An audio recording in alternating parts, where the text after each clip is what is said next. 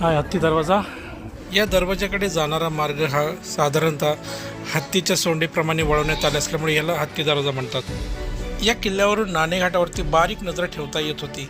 त्यामुळेच यादवांनी या नाणेघाटाचं महत्त्व समजून त्यांच्या राजवटीत हा किल्ला बांधून घेतला. आणि बघा या हत्ती दरवाजाच्या इथं पण 2 देवडे आहेत. इथे या साईडला एक आणि या साईडला एक देवडी आहे. या पण चांगल्या मोठ्या देवड्या आहेत. हत्ती दरवाजाचा जो दरवाजा आहे तो पण त्या काळातलाच आहे, अजून पण आहे तसंच आहे. या हत्ती दरवाजाच्या इथे या साईडला बघा हे दिसतंय का, हे पूर्ण पाणी जाण्यासाठी खाली जाईल अशा हिशोबाने पन्हाळा म्हणा किंवा जे काही केलेलं आहे पाणी जाण्यासाठी साईडने वाट केलेली आहे. बरे आपण कुठे आलेत?